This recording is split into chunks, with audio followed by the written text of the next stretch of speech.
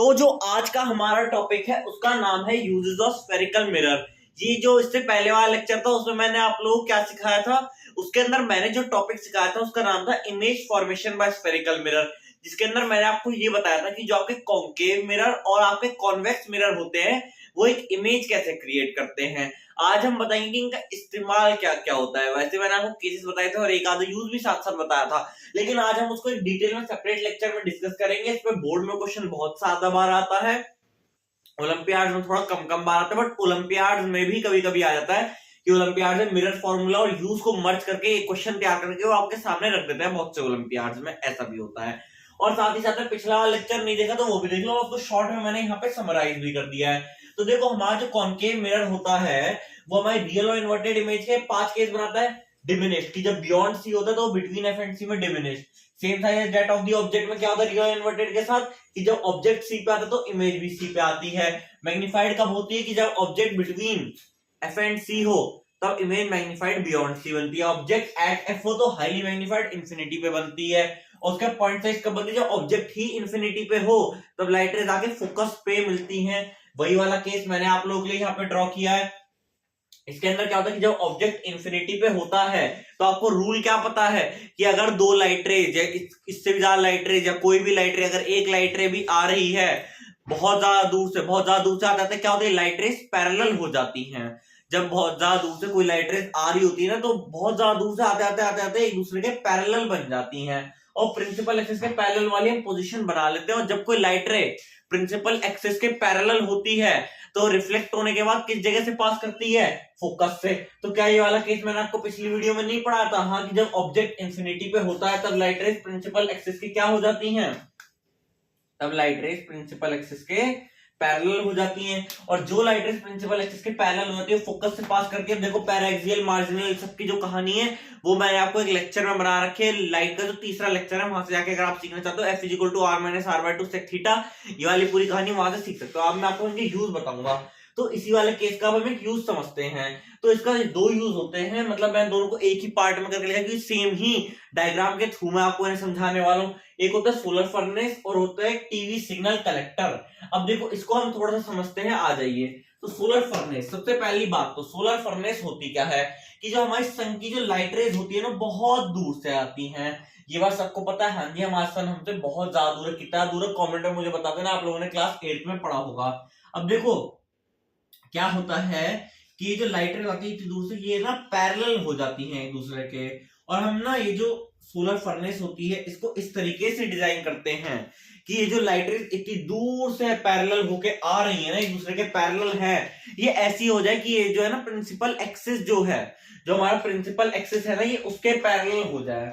हम ऐसा चाहते हैं कि ये जो हमने अपना कॉन्केव सरफेस बनाया ना, कॉन्केव मिरर जैसा कॉन्केव सरफेस है हमारा, ये प्रिंसिपल एक्सिस के पैरेलल हो जाए। अब जब ये प्रिंसिपल एक्सिस के पैरेलल क्या हो जाएगी तो इसका ये लाइट रेज पैरेलल है और हमने प्रिंसिपल एक्सिस इस तरीके से बनाया कि वो भी इनके पैरेलल, तो लाइट रेज एक साथ देखा जाए क्या हो गई, प्रिंसिपल एक्सिस के पैरेलल हो गई। अब जब ये लाइट रेज प्रिंसिपल एक्सिस के पैरेलल हो गई, हाँ जी हो गई, तो लाइट रेज किस जगह से पास करेंगी, फोकस से। फोकस पे क्या होती है पॉइंट साइज इमेज बनती है, वो वाली खाली में बात नहीं, लेकिन एक पॉइंट पे आके तो मिल रही है। वो पॉइंट क्या है हमारा, फोकस। हाँ जी, वो पॉइंट क्या है हमारा, फोकस। तो ये आई और फोकस से चली गई और इसी तरीके से ये वाली भी आई और फोकस से चली गई। तो हम इस तरीके से रखते हैं फोकस इसका। और देखो ये होता है हमारा पोल और ये हो गया हमारा सेंटर ऑफ कर्वेचर। अब देखो फोकस पे क्या होती है कहानी समझो एक आप लोग। जैसे फोकस हमने यहाँ पे लिया तो यहाँ पे हम कोई मान लेते हैं मैगी बना रहे हैं। अब यहाँ पे क्या होता है कि यहाँ पे बहुत सारी हीट आके लगती है, एकदम हीट आई, लाइट रेज आई, वो हीट भी साथ में कैरी कर रही है, वो आई दूसरे के पैरेलल, और प्रिंसिपल एक्सिस भी इस तरीके से कि उसकी पैरेलल है, वो जाके सारी फोकस से पास करने लगी तो सारी हीट एक ही पॉइंट पे आके लगने लग गई। हाँ जी, सोलर फर्नेस में क्या होता है सारी हीट एक ही पॉइंट पे आके आ जाती है और उसी पॉइंट को क्या कहते हैं, फोकस। और वहां पे हमें जो भी चीज बनानी होती है ना, अपना सोलर कुकर होता है वो हम उसके ऊपर रख देते हैं और वहां पे वो बनती जाती है, मतलब वो हीट होती जाती है। तो मैंने ऐसे मैगी डाली, पानी डाला, वो लाइट रेज आई पैरेलल लाइन प्रिंसिपल एक्सिस के और जाके फोकस से पास हो गई। मतलब फोकस पे क्या रखा होता है, जिस चीज को हमें गर्म करनी होती है। तो ये बन गई हमारी मैगी, बन गई, 2 मिनट बना के आप लोग खा लेना। और सबसे ज्यादा पता है कहाँ यूज की जाती है, जहां पे सन की लाइट रेज डायरेक्टली पड़ती है। अब देखो ये मेरे पास ज्यादा स्पेस नहीं है बोर्ड पे तो मैंने एक छोटा सा डायग्राम बनाया। ये है हमारा सन और ये है हमारी अर्थ। तो ये जब लाइट रेज सन देता है तो ये क्या हो गई, एक दूसरे के पैरेलल व्यू, तो हम प्रिंसिपल एक्सिस भी उसका इस तरीके से बनाते हैं अपने सोलर फर्नेस का। तो जो हमारे जो ये वाले रीजन होते हैं ना, हाँ जी पता है, ट्रॉपिकल सब ट्रॉपिकल ये सारे रीजन होते हैं, तो जिन पर डायरेक्टली सनरेज आके पड़ती है। सनरेज आके कहां पड़ती है? जो इक्वेटोरियल रीजन होते हैं, इक्वेटर और उसके आसपास वाले रीजन में डायरेक्टली आके सनरेज पड़ती है। तो यहाँ पे क्या होता है, यहाँ पे इसको इस्तेमाल करना आसान होता है। तो इन जगहों पे यहाँ पे डायरेक्टली सनरेज पड़ती हैं, वहां पे ये बहुत ज्यादा इस्तेमाल होता है, डायरेक्टली सनरेज यहाँ पे आके पड़ती हैं। एक तरह से लगा लो इक्वेटर और उसके आसपास वाले रीजन्स, ठीक है। इसी तरीके से टीवी सिग्नल कलेक्टर, अब इसमें क्या होता है, ये हमारा डिश टीवी जो छत पे लगा होता है, अलग अलग ब्रांड का, डिश टीवी टाटा का लगा होता है, एयरटेल का होता है शायद से, पता नहीं होता, तो बहुत सारे ब्रांड्स का आता है ये। इससे आपका टीवी की तार कनेक्टेड होती है और आप टीवी देखते हो, जिसमें आपके बहुत सारे कार्टून आते हैं, बहुत सारे शोज आते हैं। तो ये बहुत सारे लोगों के घरों में भी लगा होता है। बाकी आज के टाइम में हम लोग स्मार्ट टीवी का यूज करते हैं, वाईफाई वाले, बट ये भी काफी लोगों के घरों में आपको आज भी देखने को मिल जाएगा, मेरे भी घर में है, ठीक है। तो चिंता की कोई ऐसी बात नहीं है, समझो। अब देखो क्या होता है, आप लोग छत पे जाकर देखना, आसपास कहीं ना कहीं दिख जाएगा। तो यहाँ पे होती है एक सैटेलाइट। अब सैटेलाइट क्या करती है, कुछ सिग्नल्स देती है। अब यहाँ पे भी हम ऐसी एक कॉन्केव सरफेस का इस्तेमाल करते हैं। अब ये सिग्नल बहुत दूर से आते हैं, मतलब ये पैरेलल ही हो जाते हैं, और हम प्रिंसिपल एक्सिस इस तरीके से बनाते हैं कि सिग्नल की जो लाइट, सिग्नल की जो वेव्स आ रही हैं वो उनके पैरेलल ही हो। हाँ जी, तो समझ गए, हम इस तरीके से इनको पैरेलल बना देते हैं। और प्रिंसिपल एक्सिस भी इसी तरीके से होगा। यहाँ पे वो प्रिंसिपल एक्सिस जो होगा ना सरफेस का, प्रिंसिपल एक्सिस वो भी लाइट रेज के, मतलब ये जो हमारे सिग्नल रेज है इनके पैरेलल होगा। और देखो अब क्या होता है, किस पॉइंट से पास करनी है। अब देखो ये कुछ सिग्नल ट्रांसमिट कर रही होती है, कुछ सिग्नल लेके आ रही होती है, यहाँ से ऐसी तार लगी होती है। जब वो सिग्नल पहुंचेगा तभी तो यहाँ पे आपका जो टीवी है वो चलेगा। हाँ जी, तभी आपका टीवी चलेगा। तो उसके लिए क्या होना चाहिए, उसके लिए ऐसा कुछ नहीं होना चाहिए कि इस पॉइंट पे आके सारी लाइट रे, वो सारी जो सिग्नल की है, मतलब लाइट रेस कंसिडर हम नहीं कर रहे हैं, क्योंकि लाइट रेस होती है सिग्नल वाली वेव्स होती है। तो ये एक ही पॉइंट पे आके मिल जाए, एक ही पॉइंट पे आके कब मिलेंगी, जैसे ये पैरेलल है प्रिंसिपल एक्सिस के, तो कौन से पॉइंट पे आके मिल सकती हैं, डायग्राम से बताओ। फोकस पे, तो फोकस पे, फोकस पे, फोकस पे और फोकस पे। तो फोकस पे हम क्या लगाते हैं, जो हमारा सिग्नल रिसीवर होता है ना, जो हमारा सिग्नल रिसीवर होता है कि जिस पॉइंट पे हमें सिग्नल चाहिए, वो सिग्नल रिसीवर हम वहां पे लगा देते हैं फोकस पे। इससे क्या होता है, सारे सिग्नल क्या आते हैं, फोकस पे आ जाते हैं। हाँ जी, फोकस पे आ जाते हैं, और इस तरीके से हमें सारे सिग्नल एक ही जगह मिल जाते हैं। और उसका यहाँ पे मैंने इसका एंटीना बना रखा है, आप लोग देखिए, जो डिश एंटीना या डिश टीवी के लिए यूज करते हैं हम लोग, डिश एंटीना बोलते हैं इसको। टीवी सिग्नल कलेक्टर, या फिर हमारा क्या होता है सिग्नल रिसीवर, यहाँ से तार जाती है और यहाँ से टीवी तक जाती है, और टीवी तक आपकी वो सारी जो चीज ट्रांसमिट करना होता है डेटा, वो ट्रांसमिट होता है और आप यहाँ पे टीवी देख पाते हैं। तो इसके अंदर हमने कॉन्केव मिरर का यूज किया, रियल एंड इन्वर्टेड वाले कौन से केस का यूज किया, पांचवें केस का, जहाँ पे ऑब्जेक्ट एट इंफिनिटी है, मतलब इंफिनिटी से आ रही है, बहुत दूर से वेव्स आ रही है, बहुत दूर से लाइट रेज आ रही है, और पॉइंट साइड मतलब फोकस पे जाके सारी ये मीट कर रही है। समझ में आ गया आप लोगों को? हाँ जी, अब हम कॉन्केव मिरर का दूसरा यूज समझते हैं, आ जाइए। तो अब हम लोग दूसरा यूज पढ़ेंगे। दूसरा यूज डॉक्टर्स करते हैं। तो डॉक्टर्स क्या करते हैं, doctors use concave mirror. Concave mirror को डॉक्टर लोग कहां यूज करते हैं, बताओ, डॉक्टर लोग कहां यूज करेंगे कॉन्केव को? कॉन्केव से कैसी कैसी बन पाती हैं, diminish same size out of the object, magnified, highly magnified या पॉइंट साइज। तो डॉक्टर्स ना एक और चीज करते हैं कि ऐसे आप लोगों ने देखा होगा कि उस सर पे कभी कभी इस टाइप का एक बैंड लगाते हैं, जिसमें यहाँ पे एक मिरर जैसा कुछ बना होता है। अब मान लो आपको किसी पार्ट पे लाइट कंसंट्रेट करनी की, मतलब जैसे मान लो मैं एक डॉक्टर हूं और मेरे को किसी पेशेंट के दांत एग्जामिन करना है, टूथ, नोज, आई, थ्रोट, किसी भी चीज के लिए यूज हो सकता है, जहां पे लाइट की जरूरत पड़ती है कि अच्छा आपको केयरफुली देख रहा हूं कि अच्छा यहाँ पे मान लो कैविटी लग गई है, यहाँ पे ब्लीडिंग हो रही है, तो डॉक्टर यहाँ पे ऐसे बैंड टाइप का सा लगा लेंगे, तो क्या होगा, बहुत सारी लाइट रेस आके इस बैंड पे लगेंगी। हाँ, और ये बैंड क्या होगा, कॉन्केव मिरर टाइप किसी बना होगा।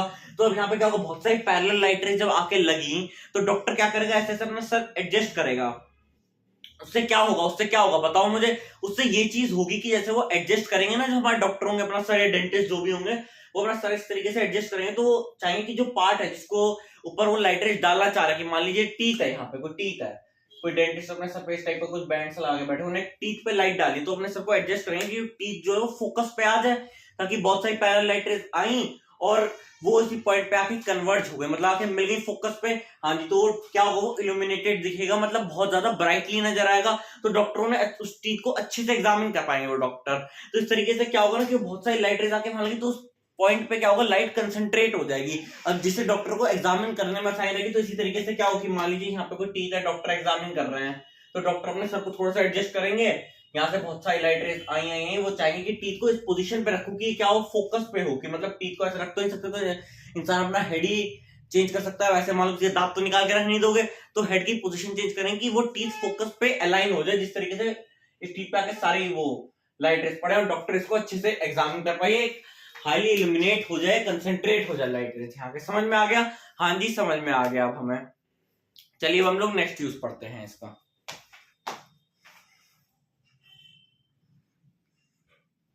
तो अब हम लोग इसका नेक्स्ट यूज पढ़ते हैं। अगला यूज हमारा है क्या बताइए?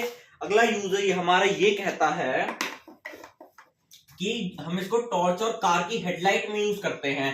अब देखिए आपको एक रूल याद होगा कि आपको ये बताया गया था कि जब लाइटर प्रिंसिपल एक्सिस के पैरेलल हो तो वो रिफ्लेक्ट होने का कॉन्केव मिरर में फोकस से पास करती है। हाँ जी बिल्कुल सही बात। लेकिन principle of reversibility of light मैंने आपको थर्ड लेक्चर में ही बताया था और फोर्थ लेक्चर में, थर्ड में थोड़ा सा बताया था, फोर्थ में मैंने आपको अच्छे से समझाया था। तो अगर कोई लाइट रे फोकस से पास करेगी, अगर कोई लाइट रे फोकस से पास करेगी तो प्रिंसिपल एक्सिस के पैरेलल नहीं हो जाएगी। हाँ जी क्यों? क्योंकि यहाँ पे भी तो वही एंगल बनेगा थीटा। हाँ जी तो एंगल ऑफ रिफ्लेक्शन भी थीटा, मान लो यहाँ से इंसिडेंस थीटा होता तो रिफ्लेक्शन भी थीटा, तो फोकस से पास करती।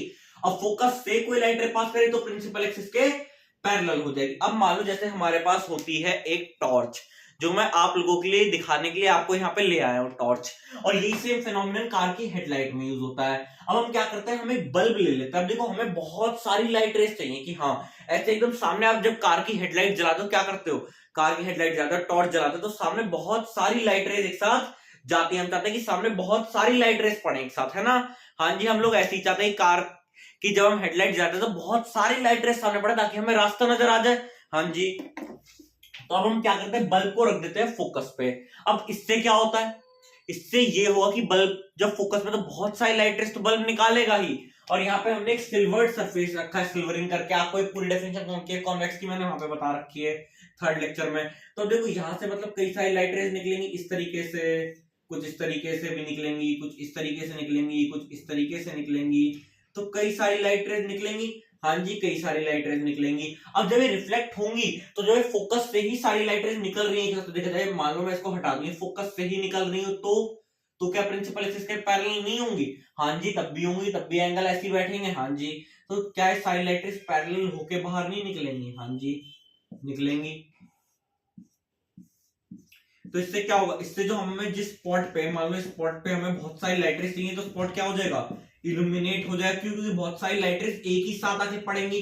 हाँ जी बहुत सारी लाइट रेस एक ही साथ ऐसे ऐसे फैली हुई पड़ेंगे, पैरेलल होंगी तो एक ही जगह पड़ेंगी, तो इस तरह में आगे वाला रास्ता साफ साफ नजर आएगा। यही सेम फिनोमिनन टॉर्च में होता है और यही सेम कार की हेडलाइट में। मैं आपको दिखाता हूँ जिस तरीके से आप ये टॉर्च देखिए ऐसे। अब इस टॉर्च के साथ क्या है, आप ये वाला अगर इसका पार्ट देखेंगे तो ये क्या है, अंदर थोड़ा धसा हुआ टाइप का सा मिरर नहीं लग रहा, इस टाइप का कैसे धसा हुआ टाइप के केव की तरह मिरर सा सरफेस है। हाँ जी तो कॉन्केव मिरर बीच में एकदम बीचम बीच ढंग से देखो एक बल्ब जैसा कुछ लगा हुआ है, तो वो बल्ब क्या है, वो फोकस पे लगा हुआ है। अब वहां से लाइट रेस निकलती है तो प्रिंसिपल एक्सिस के पैरेलल हो जाते हैं, सामने जहां भी मैं जलाऊंगा ये इल्यूमिनेट कर देगा उस जगह को। समझ में आ गया? हाँ जी बिल्कुल समझ में आई। कॉन्केव मिरर टॉर्च और कार की हेडलाइट में भी यूज होता है। अब कॉन्केव मिरर का एक और इस्तेमाल सुनो। तो अब हम लोग लेते हैं कॉन्केव मिरर का लास्ट यूज, जो है शेविंग मिरर, मेकअप मिरर और डेंटिस्ट मिरर। अब देखो मान लो कॉन्केव मिरर के सारे रियल और इन्वर्टेड के केस मैंने बता दिया, अब इसमें एक वर्चुअल और अपराइट वाला केस भी तो होता है। हाँ जो मैग्नीफाइड इमेज बनाता है। हाँ जी तो क्या इसका कोई इस्तेमाल नहीं होता? देखो रियल के साथ तो इन्वर्टेड होता है, कोई कहता है मैग्नीफाइड तो ये भी बना देगा, हाँ मैग्नीफाइड ये भी बना देगा, लेकिन ये उल्टी होगी। क्या आप अपनी दाढ़ी को उल्टा देखोगे? क्या लड़कियां मेकअप करते टाइम अपना मुंह उल्टा देखती हैं? क्या डेंटिस्ट आपका दांत उल्टा देखेगा? नहीं, सीधा ही देखेगा ना। तो इसलिए वर्चुअल वाला केस उठाते हैं, वर्चुअल एंड अपराइट। अब ये कब बनता है, जब ऑब्जेक्ट पोल और फोकस के बीच में होता है। जब ऑब्जेक्ट पोल और फोकस के बीच में होता है तब क्या बनती है, वर्चुअल, अपराइट और मैग्नीफाइड इमेज बनती है, जो बड़ी होती है साइज में, मतलब ऑब्जेक्ट इतना सा ही है, इतनी बड़ी साफ दिख रहा है, मैग्नीफाइड है। तो शेविंग मिरर की तरह यूज होता है। मान लो मैं शेव कर रहा हूं तो क्या होगा, यहाँ पे मेरे को अपने बाल देखने हैं कि यहाँ पे मेरी दाढ़ी में बाल किस तरीके से हैं, तो उसके लिए क्या होगा, मेरे को एक ऐसा मिरर भी तो चाहिए जिसमें मेरे को मैग्नीफाई होकर देखे। अच्छा मैं इसको इस तरीके से रखूं शीशे को, अच्छा मेरे को दिखे कि हाँ मेरे दांत जो है, मेरे जो ये है ना दाढ़ी के बाल, ये मेरे को मैग्नीफाई हो जाने चाहिए। फिर मैं उस हिसाब से शेव करूंगा तो मैं उस मिरर को लूंगा और वो क्या कर देगा, इनकी मैग्नीफाइड इमेज बना देगा और फिर मेरे को शेव करने में हेल्प होगी। हाँ जी बिल्कुल होगी, बहुत से लोग इस्तेमाल करते हैं। ब्यूटी प्रोडक्ट में तो खास करके लड़कियों के पास तो होगा, मान लो लड़कों के पास नहीं है। आप जाके किसी लड़की के पास देखना, आपको मिल जरूर जाएगा, और नहीं मिलेगा तो कोई बात नहीं है, किसी ना किसी लड़की का होगा जरूर मेकअप मिरर। अब वो ऐसे होता है ना कि इस तरीके से लड़कियां खोलती है कुछ मेकअप वाला सामान, उसमें देखती है अपनी शक्ल अच्छा इस तरीके से, अच्छा अच्छा यहाँ पे तो उनकी शक्ल ना मैग्नीफाई हुई दिखती है, फिर वैसे दिखती है अच्छा यहाँ ब्लश लगाना रहेगा, यहाँ ये लगाना रहेगा, वो सब प्रोडक्ट मुझे नहीं पता भाई, मुझे करो माफ। तो मेकअप मिरर जो होता है उसमें क्या होती है, शक्ल आपकी मैग्नीफाई हो जाती है। अब ये काम डेंटिस्ट भी करता है, डेंटिस्ट वाला केस मैंने नीचे ड्रॉ कर दिया है। अब देखो इन मिरर का क्या होता है ना, ये जो मिरर इस केस में यूज होता है, इसकी फोकल लेंथ होती है वेरी लार्ज। अब फोकल लेंथ क्या होती है, वेरी लार्ज, क्यों होती है समझो इस कहानी को, कि आप कोई भी ऑब्जेक्ट लो, वो पोल और फोकस के बीच में अगर आएगा, वो पोल और फोकस के बीच में अगर आएगा, तो क्या उसकी इमेज हाईली मैग्नीफाइड नहीं बनेगी, वर्चुअल ऑपराइट भी बनेगी। हाँ, तो फोकल लेंथ अगर बड़ी होगी तो मैक्सिमम ऑब्जेक्ट्स क्या होंगे, मैक्सिमम ऑब्जेक्ट उसके पोल और फोकस के बीच में ही आ जाएंगे। तो ये एक बहुत ही बड़ी फोकल लेंथ वाला मिरर होता है। क्यों, कि मान लो आप ऐसे रख के भी तो देख पा रहे हो, तो मान लो इसका क्या मतलब होगा कि आप ऐसे रख के भी अपनी मैग्नीफाइड शक्ल देख पा रहे हो, तो इसका क्या मतलब कि उसकी फोकल लेंथ इतनी छोटी तो होगी नहीं कि पोल ऑफ फोकस के बीच में, पोल ऑफ फोकस की दूरी फोकल लेंथ, तो इसकी फोकल लेंथ मान लो ऐसे रख के भी देख पा, तो फोकल लेंथ तो बहुत ही बड़ी हुई ना, कि आपका मुंह पोल और फोकल लेंथ के बीच में आ पा रहा है। हाँ जी बिल्कुल सही बात कह रहा हूं। तो इसकी फोकल लेंथ हमेशा वेरी वेरी लार्ज होती है, ताकि ऑब्जेक्ट पोल और फोकस के बीच में आ जाए। आप लोगों ने डेंटिस्टों को ऐसे एक चम्मच टाइप का सा यंत्र इस्तेमाल करते हुए देखा होगा, एक टूल इस्तेमाल करते हुए देखा होगा, ऐसे चम्मच जैसा, जो आपके दांत के आसपास यूं करके देखा, तो चम्मच नहीं होता, वो आपके दांतों को ऐसे टक टक करके टच नहीं कर रहे, ये चेक नहीं कर रहे कि आपके दांतों में जी कितने मजबूत दांत है, वो इस तरीके से ऐसे अरेंज करे कि उन्हें नजर आ सके। तो वो देखो ऐसा लगता जरूर है हमें कि उनका जो वो सरफेस होता है वो फ्लैट होता है, फ्लैट नहीं होता, वो बहुत हल्का सा इत्तू सा घूमा होगा, इत्तू सा ऐसे, क्योंकि फिर ये क्या होगा, बहुत बड़े स्फीयर का एक छोटा सा पार्ट होगा, तो मतलब इसकी फोकल लेंथ क्या हो जाएगी, बहुत ज्यादा बड़ी, बहुत छोटू सा घूमा होगा, कभी ढंग से देखना, बहुत छोटा सा घूमा होगा, बहुत छोटा सा कर्व्ड होगा वो। तो क्या होता है, वो कॉन्केव मिरर ही होता है, वो उसकी फोकल लेंथ इतनी होती है कि आपका दांत पोलर फोकस के बीच में आ जाता है। तो इस तरीके से क्या होती है, इमेज क्या बनती है, हाईली मैग्नीफाइड। अब मान लो यहाँ पे किसी के दांतों में किसी ने बहुत ज्यादा चॉकलेट टॉफी खाई, उसके आगे कैविटीज, तो यहाँ पे वो कैविटीज करते हैं मैग्नीफाई होकर। मुझे पता है, मैं डेंटिस्ट के बचपन में बहुत बार गया हूँ, तो भाई ये मत कहना कि मैंने डेंटिस्ट का ये वाला यंत्र नहीं देखा, मुझे भी इससे डर लगता है। ठीक है, इससे ये लगा दी तो समझ लो भाई कि कैविटी हो चुकी है आपके दांतों में, अब उसका फिलिंग होगी। ठीक है, तो ये कैविटी इस तरीके से होती है, तो ये मैग्नीफाई होकर डेंटिस्ट साहब को दिखती है। डेंटिस्ट साहब बोलता है अच्छा अच्छा यहाँ इतने कीड़े लग गए, अब इसकी इतनी ज्यादा फिलिंग करनी पड़ेगी भैया। तो समझ में आ गया आप लोगों को, हाँ जी समझ में आ गया। अब कॉन्केव मिरर के सारे यूज हो गए, हाँ जी हो गया। अब हम कॉन्वेक्स मिरर के यूज चलते हैं। कॉन्वेक्स मिरर के गिनती के 2 से 3 यूज होते हैं, ज्यादा यूज ही नहीं होते उसके, बट होते हैं। चलो कॉन्वेक्स के यूजेस पे चलते हैं। तो अब हम लोग कॉन्वेक्स मिरर की कहानी पढ़ते हैं कि इसका क्या इस्तेमाल होता है। कॉन्वेक्स मिरर 2 टाइप की इमेज बनाता है, वर्चुअल और अपराइट तो दोनों होते हैं, लेकिन एक डिमिनिश्ड होती है और एक पॉइंट साइज होती है, तो 2 तरीके की इमेजेस बनाता है। अच्छा जी समझ गए हम आपकी बात। अब एक बात आप मुझे बताइए कि ये डिमिनिश्ड बनाएगा और पॉइंट साइज बनाएगा। तो अब देखो ये रियर व्यू मिरर की तरह गाड़ियों में इस्तेमाल होता है। गाड़ियों में जो हमारा शीशा लगता है ना इस टाइप का सा, कि मतलब ये ड्राइवर सीट होती है, उसके बाजू में उधर एक दूसरी सीट होती है जहां पे दूसरा इंसान बैठता है, तो ड्राइवर की सीट के इधर उधर लगता है। हाँ जी, तो गाड़ी मतलब एक लेफ्ट साइड एक राइट साइड लगता है ये। तो इसमें पीछे आने वाले व्हीकल लगता है, स्कूटर में भी लगता है, बाइक में भी लगता है, बहुत से लोग अपनी साइकिल में भी लगवा के रखते हैं। हर जगह ये इस्तेमाल होता है, हर व्हीकल में, चाहे ट्रक हो चाहे कुछ भी हो। तो इसमें क्या होता है, पीछे के व्हीकल्स नजर आते हैं। क्यों हम इसको यूज करते हैं, अब देखो क्या होगा। देखो जो हमारा कॉन्केव मिरर है वो क्या बनाएगा, या तो डिमिनिश्ड बनाएगा, लेकिन वो इन्वर्टेड होगी। अब देखो हम कॉन्केव को इसलिए यूज नहीं कर रहे क्योंकि वो इन्वर्टेड बना देगा। ये सारे केसेस में मान लो हमें डिमिनिश चाहिए कि हम बहुत सारे व्हीकल नजर आए, डिमिनिश्ड होनी चाहिए ना, कि मतलब अगर छोटे छोटे व्हीकल्स नहीं नजर आएंगे, बड़े बड़े नजर आएंगे, तो क्या होगा। ऐसे मान लो एक ट्रक आ रहा है, तो आपको वो ट्रक का आगे का ही नजर आ रहा है, उसके ना इधर का नजर आ रहा ना इधर का नजर आ रहा, तो आप ड्राइव कैसे कर पाओगे। तो मतलब हमें डिमिनिश्ड ही चाहिए, तो मैग्नीफाइड हाईली मैग्नीफाइड। तो जब पॉइंट साइज मान लो ऐसे बिल्कुल एकदम पॉइंट देखते होगा तो भी हमारा कोई फायदा नहीं है। हमें same size as that of the object ये भी नहीं चाहिए होते। क्यों, क्योंकि मान लो ट्रक आ रहा है तो उसका फील्ड ऑफ व्यू क्या है, मान लो प्लेन मिरर है जैसे, तो प्लेन मिरर का फील्ड ऑफ व्यू क्या है, कम, हमें कम व्हीकल्स दिखेंगे, जो एकदम एकदम मतलब क्या होता है कि सेम लेंथ पे जो व्हीकल है वो उतनी दूर प्लेन मिरर में नजर आया, छोटा मोटा कुछ नहीं, सेम साइज का ही नजर आया, तो पूरा मिरर तो उसी ने घेर लिया, इधर का नजर आएगा ना इसके इधर का नजर आएगा। हमें ये भी नहीं पता लगा कि कोई पीछे से इस तरीके से कार आ रही हो या कुछ इस तरीके से, तो एक्सीडेंट के चांसेस बढ़ जाएंगे, फील्ड ऑफ व्यू बहुत छोटा हो जाएगा। हाँ जी, तो प्लेन मिरर के साथ भी यही इशू होता है कि फील्ड ऑफ व्यू स्मॉल होता है, क्योंकि ऑब्जेक्ट का साइज सेम बताया था, फील्ड ऑफ व्यू क्या है, स्मॉल है।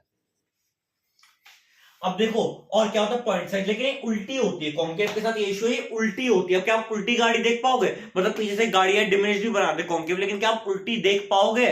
नहीं देख पाओगे आप लोग उल्टी गाड़ी पीछे से आने वाली। और वर्चुअल में मैग्नीफाइड बनाता है, बहुत बड़ी बनाता है, मैग्नीफाइड का तो कोई इस्तेमाल नहीं, हमें छोटा नजर आना चाहिए, फील्ड ऑफ व्यू ज्यादा होना चाहिए। हाँ, तो हम कौन सा मिरर यूज करते हैं इसके लिए? कॉन्वेक्स।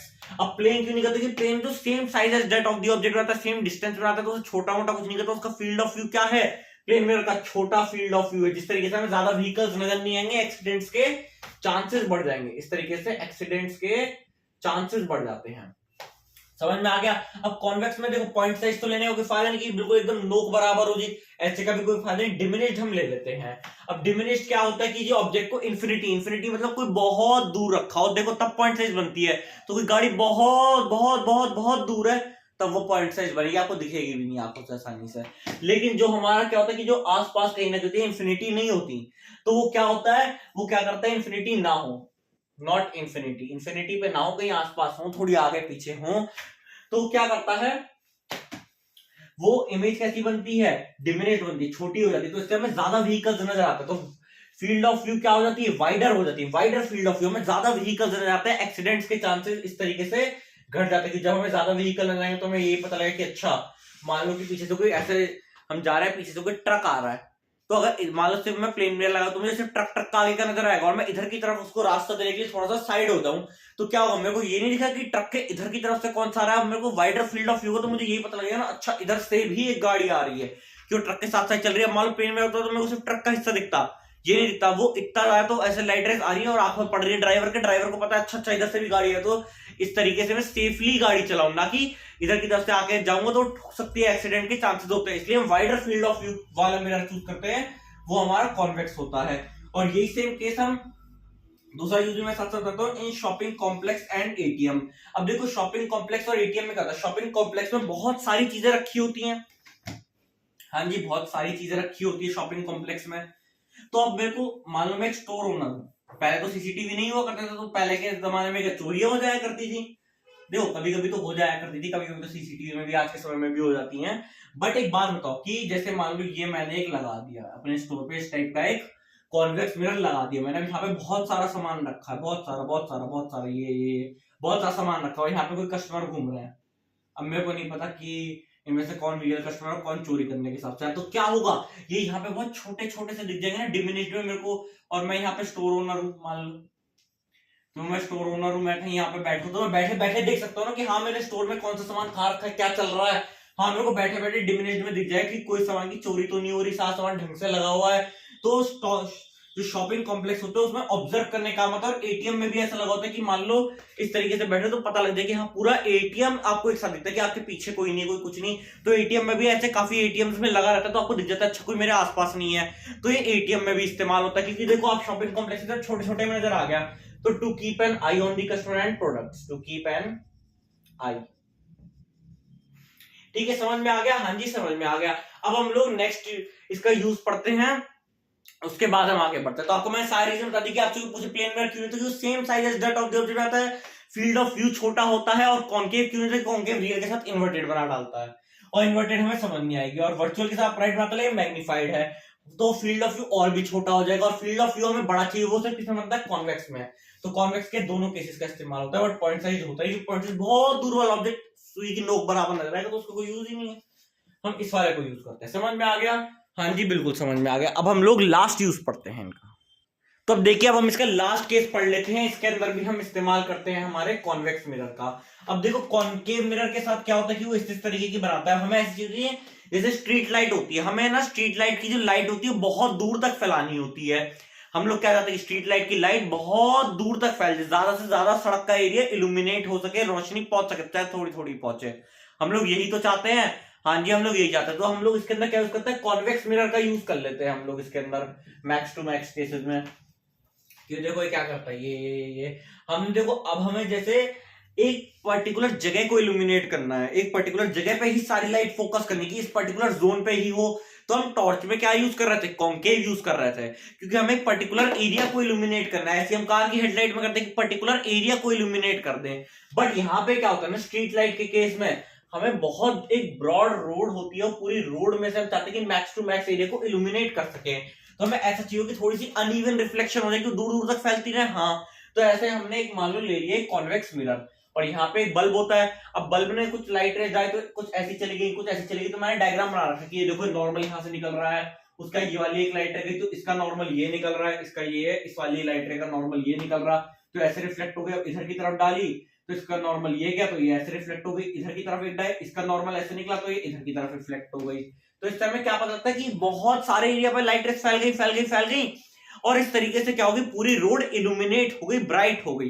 तो समझ में आ गया? हाँ जी, मैंने आपको सारे यूजेस बता दिए। सारे यूजेस क्या होते हैं बताओ मुझे एक बार। सबसे पहले कॉन्केव के सारे यूजेस 3 से 4 यूजेस बताया, उसके बाद 3 से 4 इसके बताया। होप आपको समझ में आ गया होगा। इससे पहले वाला लेक्चर भी बहुत बहुत ज्यादा इंपॉर्टेंट है जिसके अंदर मैंने इमेज फॉर्मेशन सिखाई है। तो अब हम अगला लेक्चर लेंगे बहुत ही बढ़िया टॉपिक पे जो JEE Mains, JEE advance, NEET तीनों के लिए बहुत इंपॉर्टेंट है। तो अगर आप इसके फाउंडेशन वाली तैयारी करोगे, 9th-10th के हम बैच चला रहे हैं, तो जेई नीट फाउंडेशन वाले जो आप हो ना, आप लोगों के लिए बहुत हेल्पफुल है। मैं इसके अंदर ओलंपियाड के क्वेश्चन भी कराऊंगा, जेई मेंस के भी कोशिश करूंगा कुछ पीवाई के ले आऊं, और अगर हो सकेगा तो एडवांस के भी ले आऊंगा।